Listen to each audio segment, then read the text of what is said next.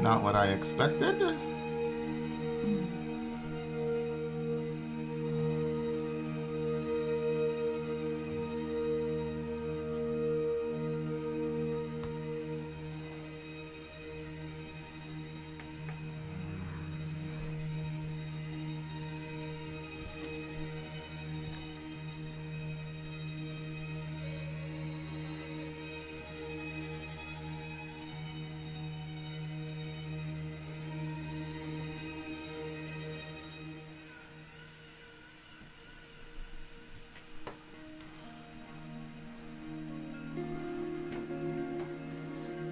Ooh. Party. Oh, God, I love the sound of this.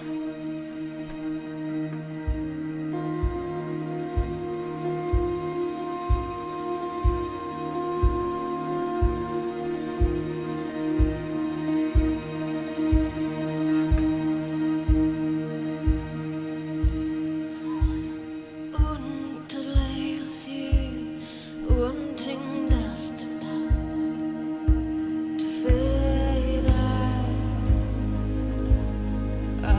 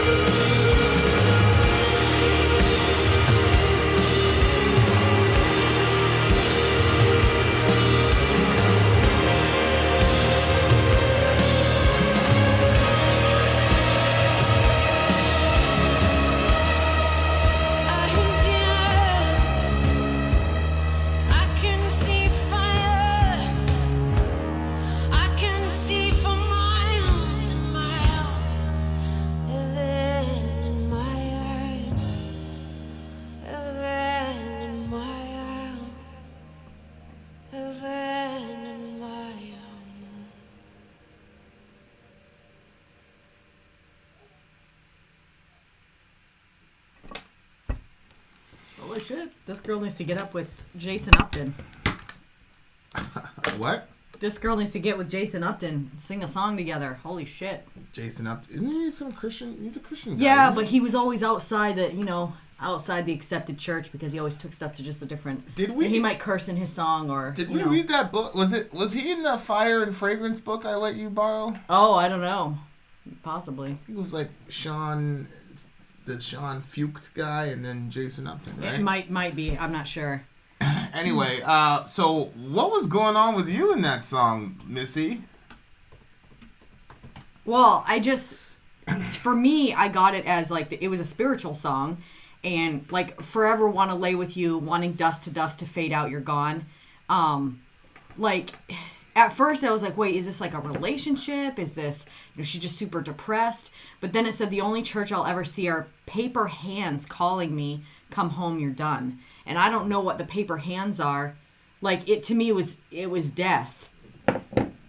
Paper hands were death? No. The song was about death. But then at the end, like, I got emotional because when she said, heaven, I'm done. Oh, John, I can see fire. I can see your work. The flames grow higher. I can see heaven.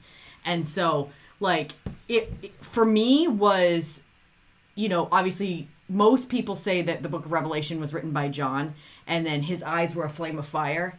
And so when she Whose said... eyes were a flame of fire? Jesus' eyes. Oh, okay. Yeah, where it says in Revelation, his eyes were a flame of fire. Right. And so, also, that line is written other places. So,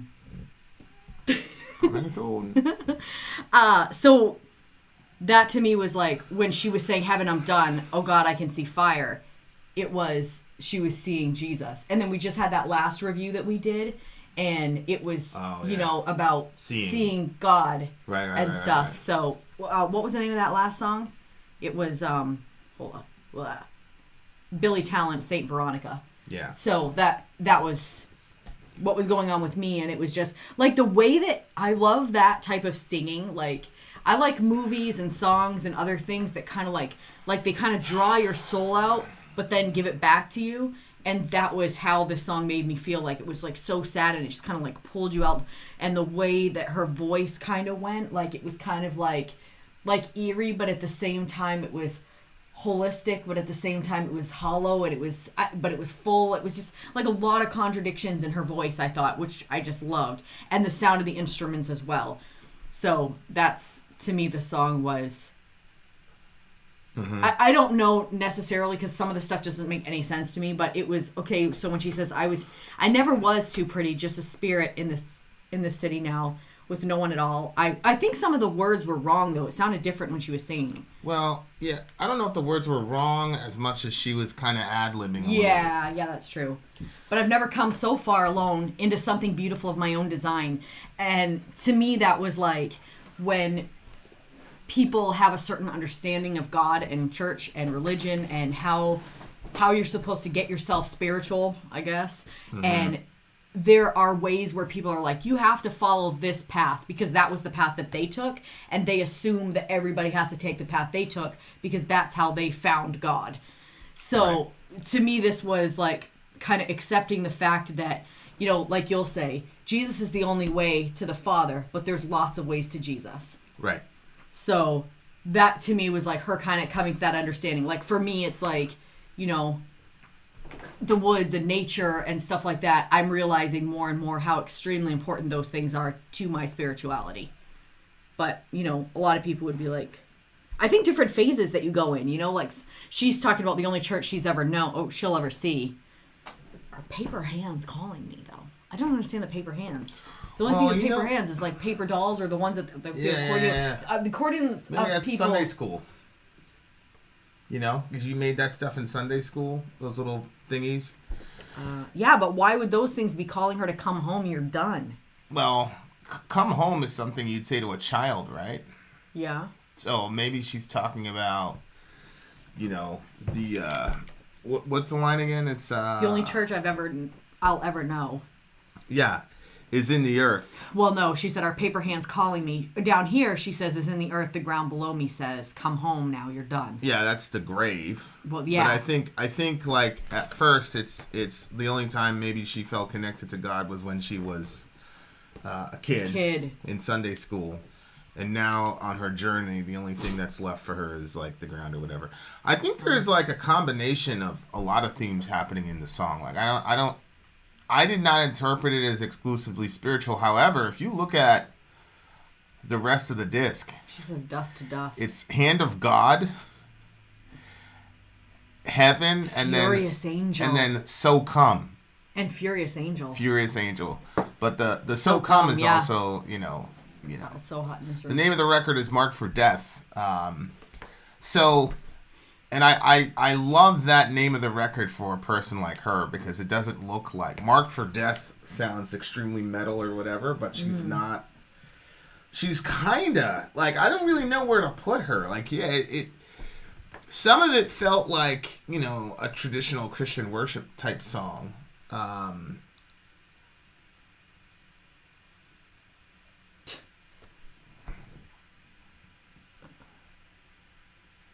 I think we're still good. I think it's saying that technical difficulties, we're in good shape. Don't worry. But yeah, I think that's what's going on with her in the song is there's multiple things. And the reason I'm saying there's multiple things is like right from the first verse. Forever I want to lay with you, wanting dust to fade out, but you're gone, basically. So I think it's like a lost love. Like she wanted to be with the person until they both died, but he's gone. So then she talks about how her spirituality works, and then she says, well, I was never too pretty, just a spirit in this city. Now, with no one at all. That's so... See, and the other one, the St. Veronica song, we were talking about being seen. Being invisible. Right. Which shows that she wasn't an 8-year-old. Because it's a grown woman saying the same thing. No, that doesn't mean anything. Help me. It always there's a show, and we're probably going to end up watching it, so I'm not going to say the name of the show, but there's this show that I watched, and there was this guy on the show who was a complete jerk. He was horrible. He was, you know, just a terrible human being in the show. He was just a horrible guy. Oh, I was going to say I'm not going to say the name of the show because we're probably going to watch it at some point, and I don't want to ruin it, but he was a jerk all through the show. Well, basically, long story short, there's the bad guy basically says, if you don't kill this guy, I'm gonna blow up the city. So the protagonist, the star of the show, has to kill this guy. It's unbelievable, and they're driving. Dark Knight. The guy. They were on the boat. Remember, it was like basically the boat. Yeah, different? But yeah, that was cool, and there was some tension there or whatever. But the way they did it, So did he kill the guy? It was so sad. He did. That's where I got the term silent count from. But it was so sad because they're driving, and the guy doesn't know, and so the guy basically brings him like to a junkyard or whatever, and the guy they're both on the good guy team. One guy's a protagonist who you love him and you're cheering for him for the whole show. And then there's the other guy who was he's a jerk and through the whole show, he's just terrible. You hate him. But at the same time, like, you feel bad for him because you know what's about to happen. Well, the guy finally puts it together. What's about to happen. And you're wondering what he's going to do. And he basically goes, well, it's basically me or the whole, you know, city. He's like, and then he you know, he kneels down and then he goes, not too many people like me too much anyway. Oh God. And it was just so, and yeah, he killed him. It was so sad. Oh, that's so sad. It was so sad. I hate when people say things like, oh, I was never pretty or nobody really liked me anyway. Like, that just kills me. Me. And this guy was a grown man, like in his 50s or whatever, but it was just the people that wrote that show, like, it was so, like, just, like, you know, And then when they found the bad guy, I was like, just fucking end that motherfucker. You know, it was so sad, bro. I was like, man. Yeah, that's sad. You know, it's a very, very, very hard thing to countenance, man. Like that was really, really hard. So, you know, when people say stuff like that, it's like, you know, Johan was like, you know, what's your favorite thing about being a father and all that? And it's like, just the opportunity to like pour, that's so gross. just the opportunity to just constantly pour love into someone and pour value into someone and to be able to do that and, you know, to give them that fortification and strength.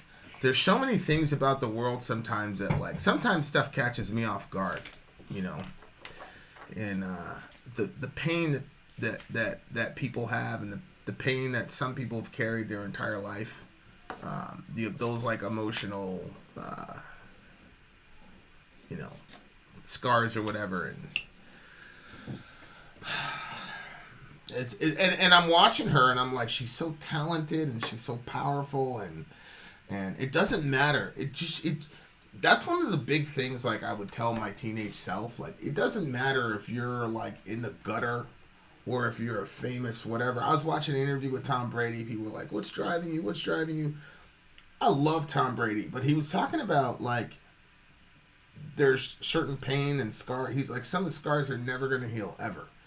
And he was basically talking about, it looked like football and winning championships where he's trying to validate something or whatever, deal with those whatever is, you know. And there's a lot of great people that find ways to turn their pain into greatness. And I think a lot of people stop there and they go, yay, he figured it out. It's like, yeah, you haven't figured it out if you have to keep going back to the well over and over again. That's still a raw wound, obviously. Right. You know what I mean? And so it's like, you know, there's so many people that are, that line is just crazy. And it just reminded me of Holden Caulfield, Catcher in the Rye. I knew it. It had that feel. Yeah, it did. Has. And that character is a character I'm going to root for, you know, in real life or in literature or TV, whatever. I'm always going to root for that character. But then we also have, you know, there's also a person in our lives that's just such a destructive force and is so infuriating. But simultaneously, to me, is just always going to be like, I'm always afraid that, like, you know, they're going to go out some terrible way or whatever, and then that's going to be kind of the last couple thoughts in their mind or whatever, and it's just this sad, you know, type of thing, you know. And, you know, so it's tough stuff, but just the spirit in the city now with no one at all. And sometimes, like, not necessarily that person, but just, like, people who are lonely, I always think to myself, like, where's the line between people just don't want to invest the time in some people and the person's doing it themselves? You see what I'm saying? Yeah. I mean, I was kind of thinking about, you know, like self-fulfilling prophecies. Right. You know, so your childhood could dictate to you the next phase of your life. So if your parents are not very supportive, or your parents disown you, or your parents are, you know, don't treat you as parents should. And parents should encourage their kids in their pursuits, honestly, though, in their honest pursuits. You know, if your child, see, I used to disagree with you on this, but let's say you have two daughters and one of them is extremely beautiful and the other one simply is not. You don't tell the one that's not beautiful, oh, you're so beautiful, you could be a model. You don't lie to your kid. You know, there are strengths. You disagreed with me saying that? Yeah, like it was always like, lie to him? Yeah, like find the beauty in your daughter, and you know she has such a great heart, so that great heart is beautiful. Sure. Well, yes, but I would have just said, yes, you're beautiful too, just different beauty than your sister. You know what I'm saying? But like, I think it's important to celebrate their actual strengths instead of lying to them about what their strengths are. Well, our culture has stripped everything down, especially for women, to where your physical beauty is your primary attribute and the most important thing. So when a person hears you say, why would I tell a daughter of mine that she's like incredibly beautiful when she's not. And they go, you're a terrible person. It's like, no, you've just elevated physical attractiveness to being the primary and in many cases the sole value of a woman. Harriet Tubman was not a beautiful woman. She was homely as hell. She also liberated thousands of people, hundreds of people, whatever. So, like... And she wouldn't have been able to do that had she been beautiful. Correct. The fact that she was so plain was what got her away with... Yeah, that was probably our most successful, craziest podcast, was the Not Pretty podcast. Yeah. It was pretty crazy. Because, like, that was kind of, like, earth-shattering for people. Yeah. Like, they, you know, like... I just think it's just ridiculous, you know? And I also think it's, like, setting girls up for failure. Like, to just go around and pump her full of this. Oh, you know, especially if there's a dynamic where there's a sister who's clearly, you know, clearly like supermodel material. Like, you know, like it's just ridiculous to say, oh yeah, you're just as beautiful as your sister. Yeah. So then when they go to high school and they talk to Susie, and Susie quickly finds out that the only reason they're talking to Susie is so that people can get to Sally, her sister. And you've been pumping her with this bullshit her whole life, and she jumps off a bridge, man. Like, you got to find ways to, in you know, me and Zoe were having our little Bible time yesterday, and we were talking about her serving heart, where she serves everybody in the family and all this and that. And the day before, I was like, be careful, because the devil might use that against you. And then yesterday, it was more of a celebratory thing, because, you know, that's like Jesus. And Jesus didn't come to be served, but to serve other people. Right. And so I said, hey, honey, that's something that you've got the most in common with Jesus than anybody in the house. She goes, oh, that's true. And then, you know, I talked about how Jesus called her Martha, Martha, you know, which is, I said, he's only done that with a couple people. Moses, Paul, Peter. He didn't do that with his own mother. And Mary, at the tomb, he only said her name once, which I also think is very significant. So Martha's the only woman in the New Testament that got a double name from Jesus. That means he particularly loves her. And she was a servant, and she's most like you. And she was like, oh, and she was, you know, whatever. And so today I texted her. I said, Zoe, and then I put dash Jesus. And she goes, aw, you know, like building in your girls, you know, other attributes and valuing other valuing other attributes other than your physical appearance. Which is going to, you got a nice little window of about 15 to 30 years, and then, you know, if that's all you got, that's why these guys in their little midlife crises, they leave their wife who's been awesome and faithful for whatever, and they go off with the, you know, the whatever, because that's all that they had to work with. And I just think it's such a destructive ideology. You know, and it's one of those things. And the other thing is, if your daughter's really pretty, you gotta help her manage that. Because that comes with its own set of challenges and difficulties and things like that, which you're very well aware of. So that's why that Bathory lady was so crazy. Right. Trying to make sure that she maintains stayed young her and beautiful, youth as she and massacred all these girls around her and right. acted like a psychotic bitch. Yeah. Well, acted. Well, she was psychotic. She was, obviously.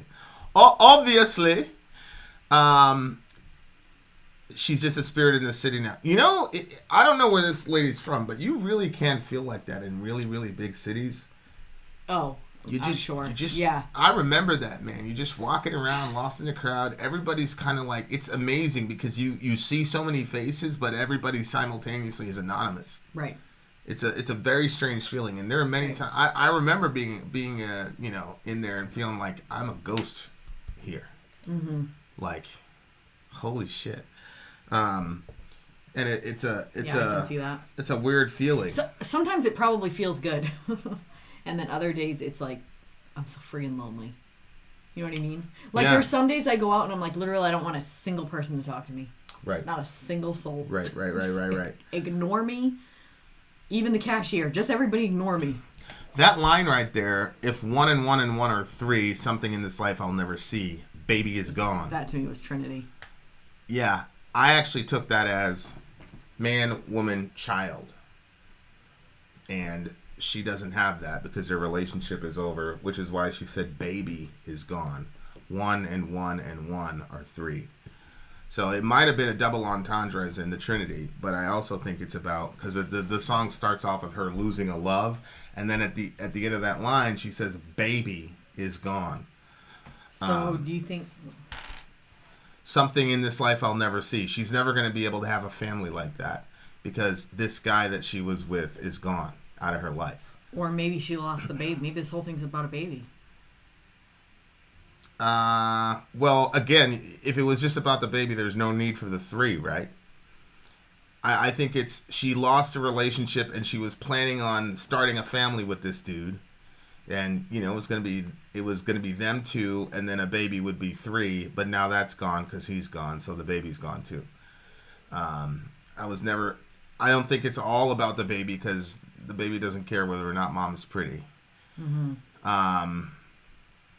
Yeah, so it's a crazy song, you know. Like it was just kind of off a little bit. Like I don't know how to explain it. She was a different type of thing. See, that to me, that is the ultimate type of music for me. I want it a little off. Right.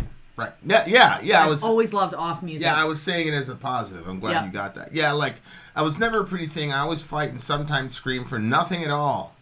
And I've never come so far alone into something beautiful of my own design. So it's not all like doom and gloom here. Mm-hmm. And it's interesting because it looks like she found a way to say, hey, I may not be physically pretty, which I didn't really get to see her clearly, but I was able to create something by myself I was able to create something beautiful out of my pain. And I think that's important. She was able to relocate where her value actually was, and I think that's a very important survival and thriving mechanism. Insofar as you recognize that just because your pain produces beauty, it can, doesn't mean that's the end of the story. You still have to deal with your pain. Right? So that's kind of the trap that artists fall into, and because people fall in love with them because of how they transform their pain into something beautiful, and then they get stuck in that little category, and they're never able to progress to the point where they're not in that pain anymore. Because then they start finding their value in the fact that people value them for expressing their pain so well, which is still another trap. Yeah. So if that wound isn't healed, then you get stuck there. So, you know, the major issue is to always target wholeness. And that's the goal. And the things that happen afterward are penultimate, but they're not ultimate. So like being able to turn your pain into beauty is great. It's penultimate though. The ultimate thing is making peace with your pain, reconciling yourself to God and others, and then you're whole. But obviously musicians get trapped there because people love I'll tell you, people love to feast off the pain of other people, man. As long as it makes other people feel good, they do not, you know, I've been in a couple situations. They do not care. They just don't. So crazy. I'm not mad at people for it because, you know, whatever. Like I always say, if you're going to give it and people take it, you can't blame them. So, really, really good song. She seems like a tortured soul. Oh. What do you give the song? A 10 with a little plus beside it. It's not an 11 for me, but it's more than a 10. So .5? Nope, I said 10 with a little plus beside it. 10 plus, the first we've ever seen. 9.48. Really, really good song. I thoroughly enjoyed it. No, good pick, Gabe. Yeah, good job, mate. Vin out. Sorry, out. Gone. Oops, I wasn't ready. Yeah, none of us were. Hit that button. You know why me press that button? Villagers, this is Archero and March Madness is here. The field has been set, all the teams have been announced, and you can start filling out your brackets now. If you want to play, you have until Friday morning at 11:15 Central Standard Time to make and submit your brackets. After that, all brackets will be locked. If you want to play, there will be a link in the description to this video that will take you to a PayPal site where you can make a minimum donation of $1 or more if you're able. All the money that we raise is going to be for villagers who are in financial need. Once you've signed up there, you'll get an email with the password to join our group on ESPN.com. The winner of our contest is going to get to choose a song for Vin and Sori to react to. And guys, we're going to have an awful lot of fun with this. I'm excited to see you there. Archero out.